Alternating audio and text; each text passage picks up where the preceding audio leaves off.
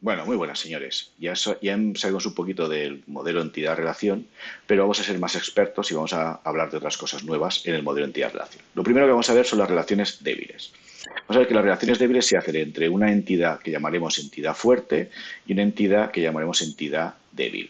La entidad fuerte vamos a ver que tiene una clave primaria, que son las normales, todas nuestras entidades serán fuertes normalmente, es una clave primaria que realmente me diferencia mis registros. En cambio, en las entidades débiles veremos que tendremos una clave primaria parcial. Es decir, por ejemplo, en el ejemplo que tenemos, para la redundancia, en el ejemplo que tenemos debajo, yo tengo los edificios, que es una entidad fuerte, donde tenemos un código y un nombre. El código es la clave primaria de edificio y la realmente diferencia perfectamente. En cambio, en las plantas tendremos el número de planta. Pero veremos que el número de planta en un mismo edificio sí que identifica la planta, pero en diferentes edificios podemos tener el mismo número de planta. Es decir, podemos tener dos veces la planta 1. Eso quiere decir que para realmente diferenciar una planta de la otra no solo necesitamos el número de plantas, sino que también necesitaremos el código del edificio. Veis que la forma de representar las claves, las relaciones débiles, pues la relación tiene una doble raya, ¿vale? La entidad débil también es doble raya, ¿vale? Doble borde. Y luego, entre la relación y la entidad débil también es una doble raya, ¿vale? Esta es la forma en que representaremos nuestras entidades débiles. Bien, otro tipo de relación nueva que vamos a ver son las relaciones reflexivas. Veremos que una relación reflexiva o recursiva, que también se puede llamar, son las relaciones entre no entre dos entidades, sino con la misma entidad. Es decir, una entidad se relaciona consigo misma, por eso se les llama reflexivas o recursivas. Y puede haber de tres tipos, dependiendo de la cardinalidad de la relación. Puede haber 1-1, 1N o MN. Y es lo mismo que siempre, o sea, 1-1-1 es porque esa entidad se relaciona consigo misma de uno en uno. Por ejemplo, aquí tenemos el ejemplo de que las personas con las parejas, pues una persona es pareja no solo de una persona y una persona solo tiene una pareja. Bueno, esto en el mundo de Yuppie, pero es lo que debería de ser. Después tendremos, por ejemplo, que un empleado a quien supervisa, pues un empleado puede supervisar a muchos empleados, pero puede ser supervisado solo por un empleado. Y por ejemplo, una persona tiene muchos amigos y es amigo de muchas personas. Ahí tenemos las tres relaciones.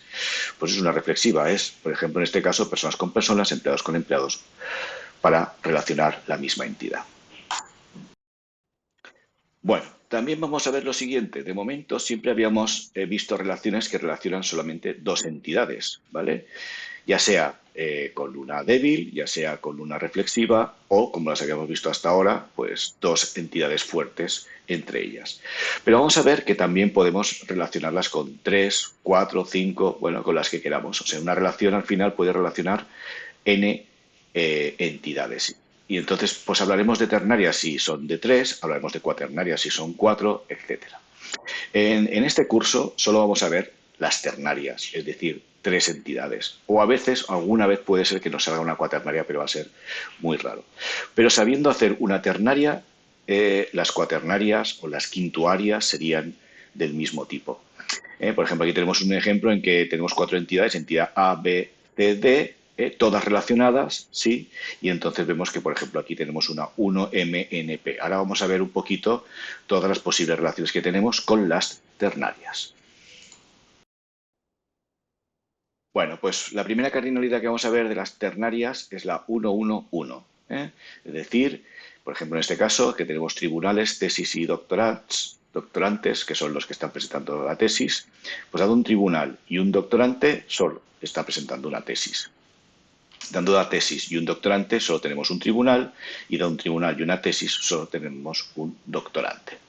¿Vale? Por eso tenemos una 1-1-1. Fijaros que se representa igual que cualquier relación. Tenemos la relación que es un rombo y las entidades son los rectángulos. Fijaros también que las relaciones ternarias, aunque sean 1-1-1, sí que pueden tener también propiedades en la relación. O sea, todas las relaciones ternarias podrán tener propiedades en la relación. Da igual el tipo de cardinalidad. Bueno, pues vamos a seguir viendo otros tipos de cardinalidades de las ternarias. Bien, pues por ejemplo, vamos a ver la relación entre partidos políticos y la fecha de alta, que sería cuando está afiliado un político en un partido. Necesitamos tres relaciones, porque necesitamos el partido, necesitamos el político y en qué fecha se dio de alta. Por ejemplo, dado un partido político y un político solo puede estar afiliado más de una vez en ese partido. Es decir, yo me puedo dar de alta en un partido, darme de baja, volverme a dar de alta, etcétera. Si es un político y una fecha de alta, pues solo tendremos un partido. O sea, no puedo estar dado de alta en dos partidos políticos a la vez. ¿Vale? Y dado un partido político y una fecha de alta, podemos tener muchos políticos. ¿Vale? Y aquí es donde tenemos una 1MN. ¿Vale? Fijaros que también una 1MN puede tener un atributo, como en este caso podría ser la fecha de baja. Bien, por último, el último tipo de ternaria, que sería la MNP, es esta de aquí, por ejemplo, que tenemos tres entidades que son los alumnos, los módulos y las convocatorias, y sería la evaluación, el evaluar. ¿Vale? Entonces, por ejemplo, dado un alumno y un módulo, pues evaluaremos muchas convocatorias, dado una convocatoria y un alumno, pues tendrá muchos módulos, y dado un módulo y una convocatoria, pues tendremos muchos alumnos, y por eso nos sale una MNP. Como veis, básicamente es muy parecido a las binarias, pero el problema es que cuando queremos saber la cardinalidad tenemos que decidir un alumno, un módulo, y entonces preguntar la tercera entidad. Bueno, pues ya hemos visto las ternarias. Lo que os he dicho, las cuaternarias, las quintuarias se harían de la misma manera. Si tengo una cuaternaria tendría que preguntar con tres entidades uno, uno, uno y ver qué le pasa a la siguiente, ¿vale? Para poder sacar una cardinalidad. Pues vamos a ver otras más cosas para poder ver el modelo entidad-relación como un experto. Bueno, vamos a seguir aumentando las cosas que vamos a hacer para saber más cosas sobre el modelo entidad-relación y vamos a ver el modelo extendido del modelo entidad-relación. Este modelo nos va a permitir representar jerarquías de entidades, es decir, vamos a tener una entidad a la que vamos a llamar entidad superclaso, entidad padre, ¿vale? Y estará relacionada con entidades subclases o entidades hijas, ¿vale? Y esta relación es diferente a las relaciones que hemos visto hasta ahora. Es una relación de jerarquía, es decir, tenemos una entidad por encima de las otras. Estas relaciones vamos a ver que pueden ser disjuntas o solapadas. ¿Qué quiere decir disjunta o qué quiere decir solapada? Cuando tengamos una entidad padre que tiene entidades hijas, ¿vale? Eso quiere decir que alguien va a pertenecer siempre a la entidad padre y lo que pertenezca a la entidad padre, si es disjunto, o pertenecerá a una de las hijas, pero no puede pertenecer a dos hijas a la vez. Mientras que una solapada sí que nos permitiría que puedas pertenecer a la entidad padre y además solapada a más de una de las entidades hijas. Luego veremos ejemplos donde veremos esto. Y estas relaciones disjuntas o solapadas también pueden ser totales o parciales. ¿Qué quiere decir esto? Pues que yo si tengo una entidad padre que tiene 10 elementos, ¿vale? Si es total, quiere decir que esos 10 elementos estarán repartidos entre sus hijas y estarán los 10 y no va a haber más, ¿vale? O sea, no habrá otros que no estén en las hijas. Mientras que si es parcial, veremos que en la entidad padre puede haber más elementos que no estén en las entidades hijas. Pero ahora con unos ejemplos creo que quedará más claro estos dos conceptos. Pues vamos a empezar, por ejemplo, y valga la redundancia, con un ejemplo en que es un modelo extendido disjunto y total. Es decir, por ejemplo, que aquí tenemos personas, profesores y alumnos. Y nos dice que todas las personas han de ser o profesores o alumnos. Eso lo que nos quiere decir es que es total. Es decir, todas las que están en la entidad persona van a estar después o en profesores o en alumnos. Si la persona es profesor, no es alumno y al revés, ¿vale? Eso lo que nos quiere decir es que es disjunto, ¿sí? Es decir, no puedo tener un profesor alumno o un alumno que sea profesor. La entidad persona nos va a servir para tener los atributos comunes tanto a los profesores como a los alumnos. En este caso tendremos el ID persona, el nombre, la dirección y el teléfono, ¿vale? Y luego las entidades hijas, el profesor o el alumno, van a tener otros atributos como por ejemplo la titulación del profesor o la cuenta bancaria el alumno. Teniendo en cuenta que la clave primaria de la entidad padre, que en este caso son las personas, ha de ser la misma que la clave primaria de la entidad profesor o de la entidad alumno. ¿De acuerdo? Bien, antes hemos visto un ejemplo de disjunto total, vamos a ver uno de disjunto parcial. Pues, por ejemplo, en este caso tenemos empleados que pueden ser camioneros, técnicos o directivos, pero además hay empleados que no son ni camioneros, ni técnicos, ni directivos, con lo cual en la entidad de empleados habrá más gente que juntando los camioneros, los técnicos y los directivos. Esto es lo que significa que sea parcial.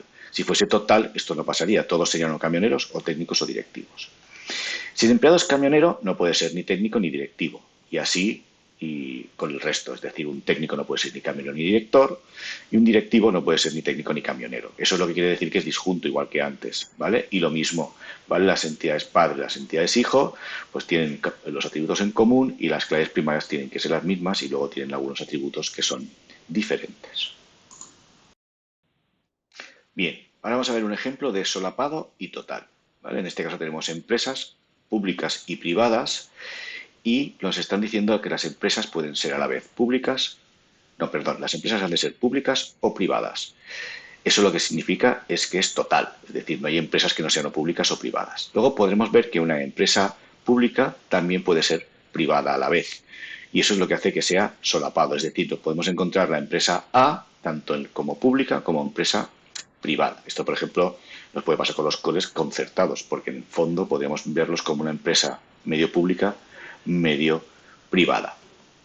Las entidades, como siempre, van a tener, la entidad padre tendrá los atributos comunes y las entidades hijas tendrán los atributos cada uno de que necesiten y que la clave primaria, otra vez, tiene que ser la misma, la de las hijas, que la de la entidad padre. Y por último, vamos a ver un ejemplo de solapado y parcial. En este caso, por ejemplo, tenemos personas que pueden ser trabajadores o estudiantes. Hay personas que no son ni trabajadores ni estudiantes. Eso quiere decir que es parcial. O sea, hay otras personas, aparte de los trabajadores y los estudiantes, yo que sé, los jubilados, por ejemplo. Una persona puede ser trabajador y estudiante a la vez. Eso es lo que quiere decir que sea solapada. Es decir, hay personas que pueden ser trabajadores y además estar estudiando o estudiantes que también trabajan. Y lo mismo, pues las entidades, lo mismo que hemos visto en todo el modelo extendido, que la entidad padre tiene los atributos comunes a las entidades hijo y cada entidad hijo tiene sus propios atributos y que la clave primaria ha de ser la misma en en todas las entidades. O sea, la entidad padre tendrá una clave primaria que será la que tienen que tener las entidades hijas. Bueno, pues con esto hemos acabado lo que sería todo el modelo entidad-relación que vamos a ver en el curso. Espero que con esto podamos hacer todo lo que queremos hacer durante este curso.